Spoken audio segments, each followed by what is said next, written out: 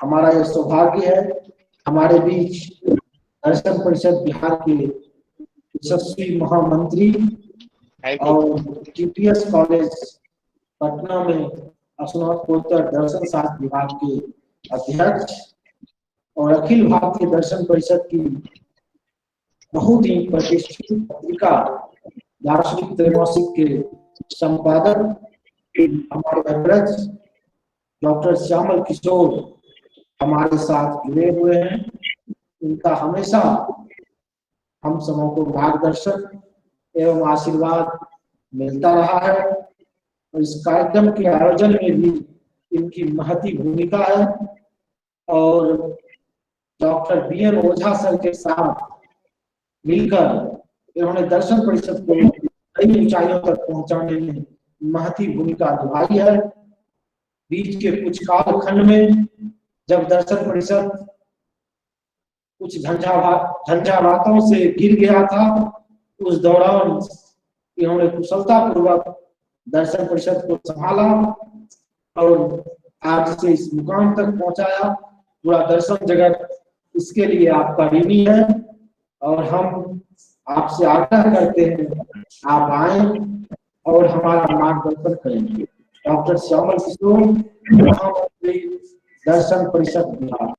Corona का अर्थव्यवस्था एवं पर्यावरण पर प्रभाव, इसके पूर्व कुलपति महोदय बोल चुके होंगे, जिलाशंकर जी बोल चुके होंगे।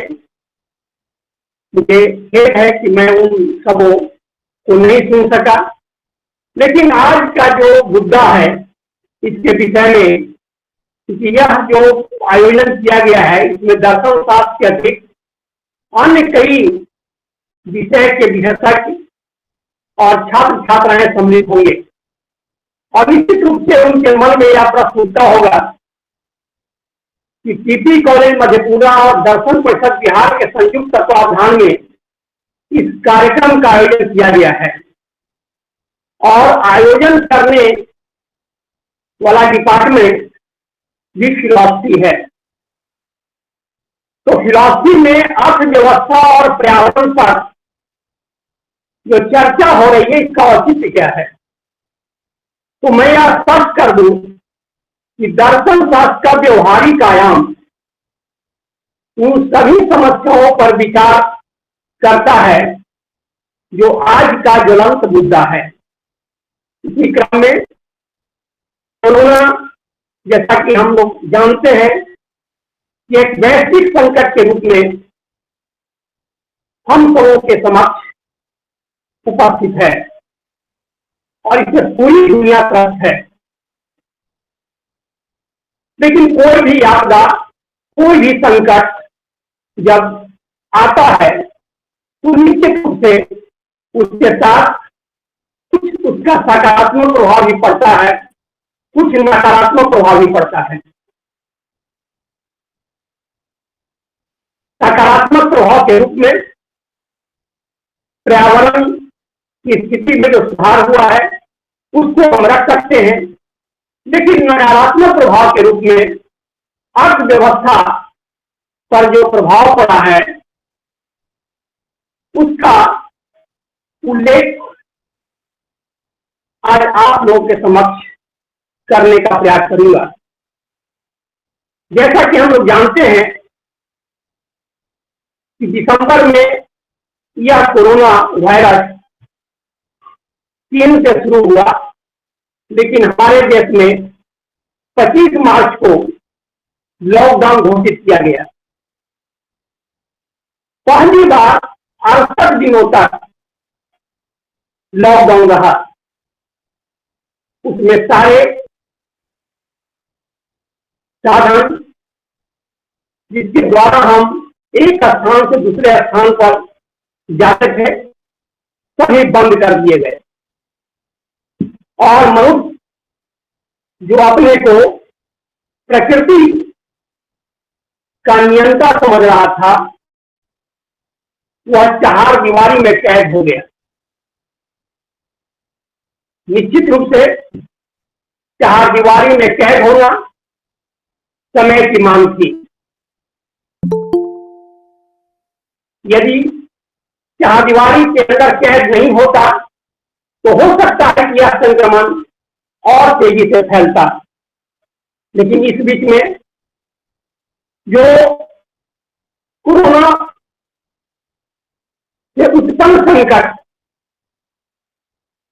के दिशा में सहयोग दे रहे थे, चाहे वह पुलिस प्रशासन हो या डॉक्टर हो, नर्स हो या आवश्यक सेवा उपलब्ध करने वाले कर्मचारी हो, उन लोगों ने लॉकडाउन होने के बावजूद भी अपनी सेवा देते रहे। अब ऐसी स्थिति में लॉकडाउन होना एक निश्चित रूप से मन में यह नकारात्मक प्रभाव भी पड़ा कि आगे आने वाले दिनों में क्या होगा। अर्थव्यवस्था पर बहुत बड़ा प्रभाव पड़ा। मजदूर जो उत्पादन की रीढ़ है, इस त्रासदी के शिकार हुए थे और जो जहां काम कर रहा था वे लोग वहां से काम छोड़कर पैदल 1000-1500 किलोमीटर चलकर घर की ओर चल दिए। निश्चित रूप से इसमें कई लोगों की जान भी गई, कई लोग को भूख से प्राण भी गंवा पड़ा, लेकिन इसी बीच में कुछ ऐसे लोग और संगठन भी थे जो उन्हें मदद भी कर रहे थे। प्रश्न है कि जिस कारखाना में वे काम कर रहे थे, उनको लगा कि अब कारखाना बंद हो गया है, अब हम क्या करेंगे। जो छोटा मोटा दुकान चला रहे थे, उन लोगों का भी धंधा बंद हो चुका था और जहां वे रह रहे थे, निश्चित रूप से जिस किराए के मकान में रह रहे थे, मकान मालिक का स्वाभाविक उनका था कि नहीं पैसा देना है, उसके बाद पैसा नहीं था और वे लोग चल दिए। अब इस त्रासदी के विषय में जब हम लोग सोचते हैं तो लगता है कि पता न आने वाले दिनों में यह संक्रमण और बढ़ेगा, जब तक क्योंकि अभी तक न तो कोई दवा अभी तक बन पाया है, न वैक्सीन बन पाया है, दवा लोग कर रहे हैं, या आने वाले भविष्य में भी इस प्रकार के संक्रमण तरह तरह के आ सकते हैं।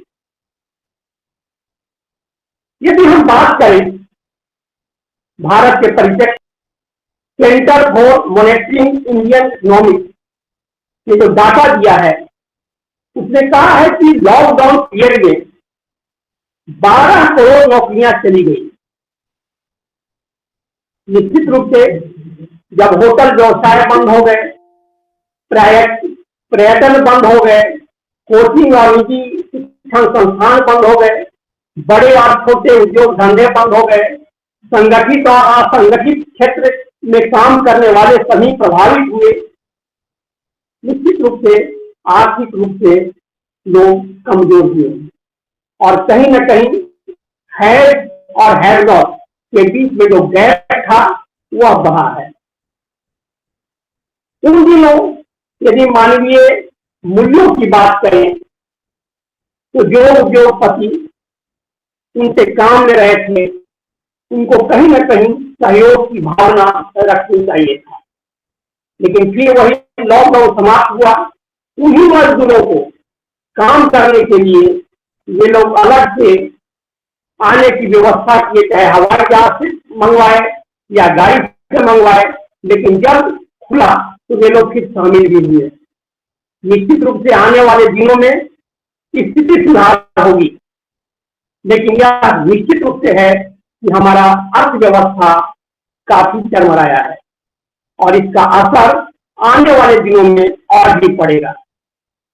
यह बात सत्य है कि भारतीय अर्थव्यवस्था की बुनियाद भले ही किसी क्षेत्र हो, लेकिन वर्तमान समय में भारतीय अर्थव्यवस्था में विकास के पीछे मिडिल क्लास का सबसे बड़ा हाथ है। इसलिए भारत को एक मिडिल इनकम ग्रुप की अर्थव्यवस्था के रूप में परिभाषित किया जाता है, लेकिन ऐसी स्थिति देखकर भारत के प्रधानमंत्री 12 मई 2020 को राष्ट्र को संबोधित करते हुए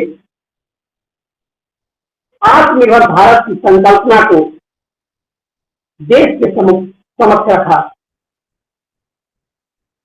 जो स्थिति बन गई थी उसमें मास्क और पीपीई किट तक हमारे भारत उसमें नहीं बनता था। उसके लिए उन्हें चीन और अन्य देशों पर निर्भर होना पड़ रहा था। ऐसी स्थिति में यह सारे चीज हमारे यहाँ बनना प्रारंभ भी हुआ।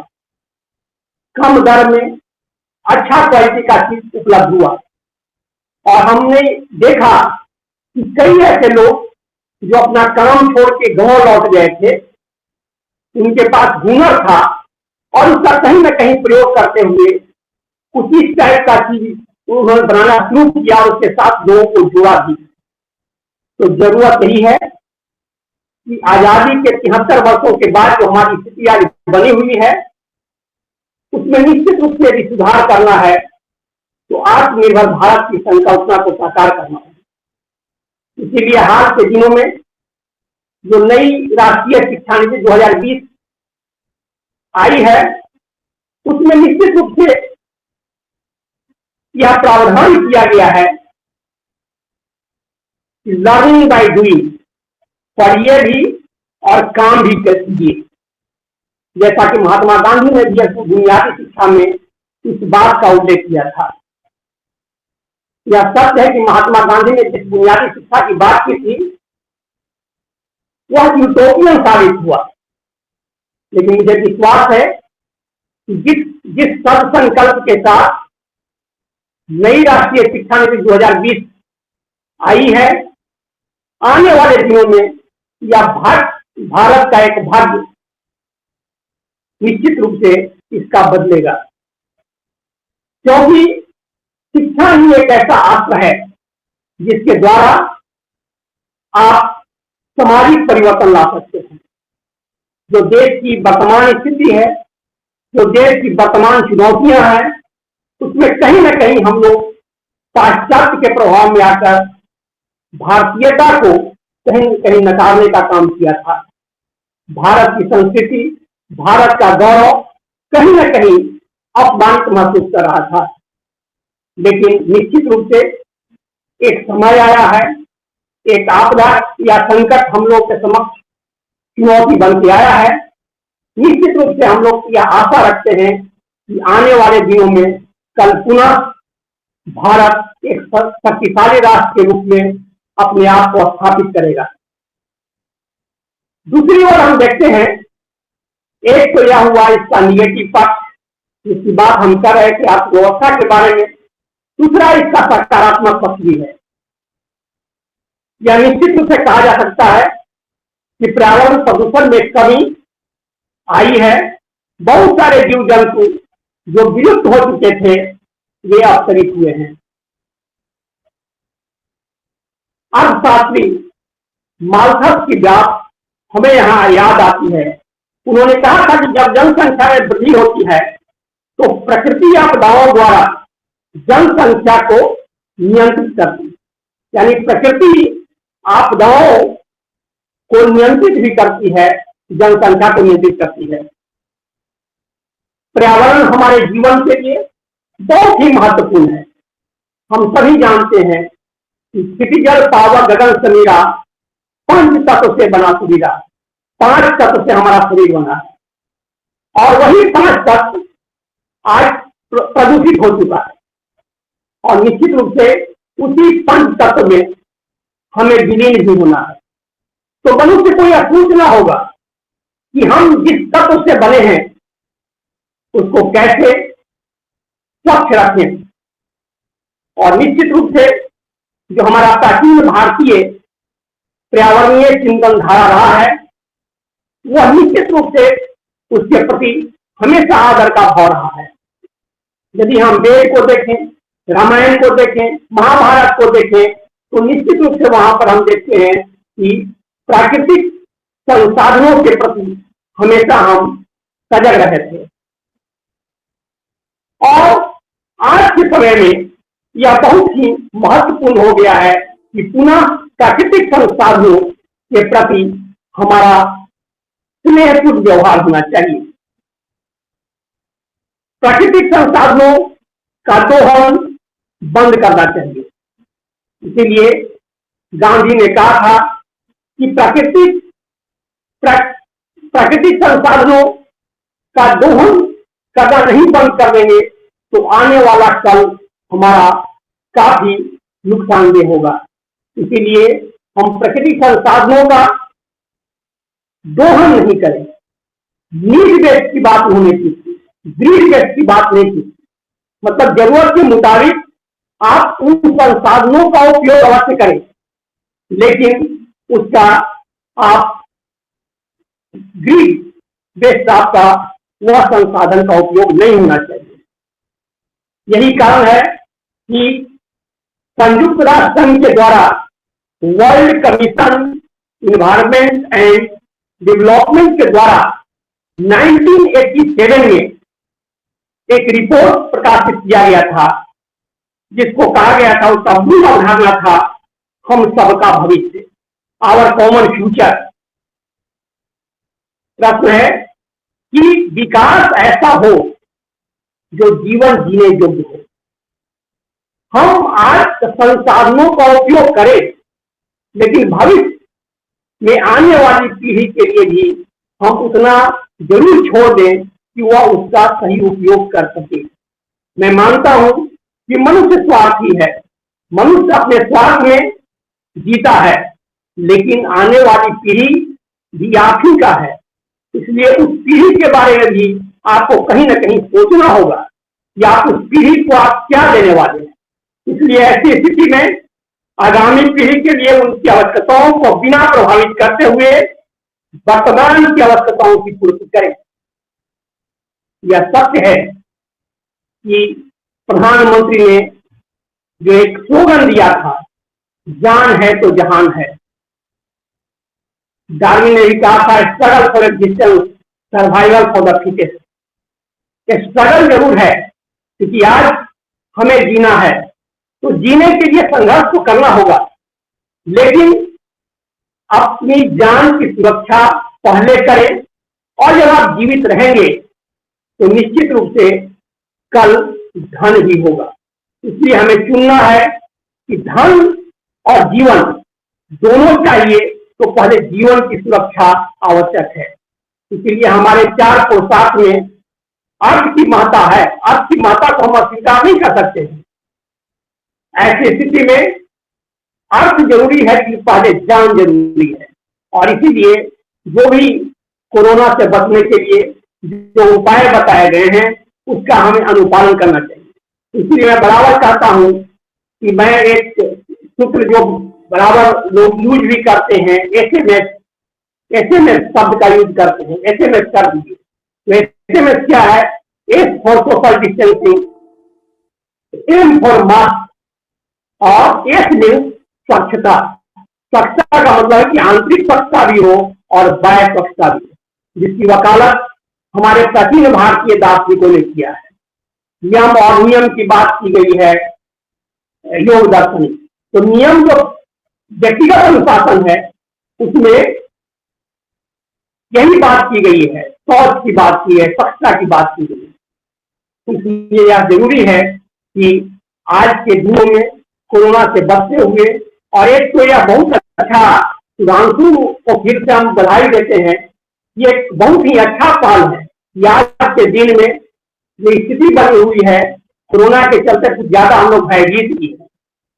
लगता है कि कॉलेज जाएंगे तो हो सकता है कि कोरोना पकड़ जाए। ठीक है, आप बच के काम कीजिए, लेकिन ऐसा नहीं है कि कॉलेज छोड़कर बैठ जाइए घर में। कितना दिन घर में बैठिएगा?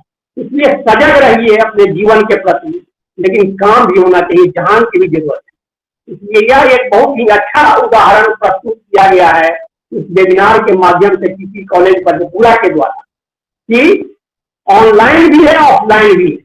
और एक बहुत बड़ी बात है कि कहां से कहां लोग जुड़ भी रहे हैं, लोगों की बात भी आप सुन रहे हैं, और साथ साथ महाविद्यालय भी गुलजार हो रहा है। इसलिए महाविद्यालय को भी गुलजार करके रखना है और साथ साथ ज्ञान में वृद्धि भी करना है।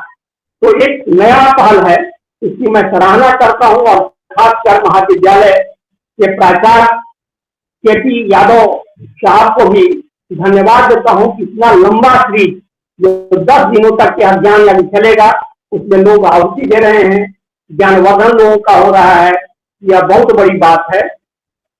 और हम देखे हैं कि मैडम कुसुम मैडम भी जुड़ गई हैं, तो काफी एक्टिव हैं और हमको लगता है कि बहुत लोग हैं, जैसे हम देख रहे हैं कि फिलॉसफी जगत से रमेश बाबू भी जुड़ने वाले हैं, अभी कहीं उनकी व्यस्तता है, NC तिवारी साहब जुड़ने वाले हैं, ओझा सर को कभी सुन रहे थे, तो सर विजय कुमार जुड़ने वाले हैं और निश्चित रूप से अन्य शिक्षा जगत के विभिन्न संकायों के लोगों के द्वारा भी यहाँ अपनी वो बात अपनी रखेंगे। तो निश्चित रूप से दर्शन शास्त्री का जो काम होता है वह है कि एक आपको एक सोच जो आपकी दृष्टि है उसको आप रख दीजिए समाज के सम्मुख, बाकी तो चलना आपको है। इसलिए महात्मा गांधी ने वही किया कि उन्होंने कहा भी और किया भी। तो एक दर्शन शास्त्री होने के कारण पहला मैं यही समझता हूँ कि केवल कहिए नहीं, दर्शन शास्त्री जब अपने व्यवहार में लाएंगे तो देख के अन्य लोग भी उस व्यवहार को अपने जीवन में अनुकरण करेंगे। इसलिए अप्लाइड फिलॉसफी का मतलब यही होता है। तो अंत में अपनी बात को मैं समाप्त करता हूं और सुधांशु शेखर से आग्रह करता हूं कि कार्यक्रम को आगे बढ़ाएं। और बहुत बहुत धन्यवाद कि सीता कुमारी भी दिखाई दे रही हैं, बहुत रेगुलर आती हैं, इसलिए एक बहुत अच्छी बात है कि इस पहल के कारण हम भी कुछ यूट्यूब पर सुनते हैं, जब ऑफ होते हैं तो यूट्यूब पर सुनते रहते हैं। तो सुधांशु को हमारी शुभकामना है कि जिस जज्बात के साथ यह लगा हुआ है दर्शन और उत्तरोत्तर विकास करेगा, जो दर्शन को हम लोग जुड़ेंगे। हमारी बहुत बहुत शुभकामना। धन्यवाद।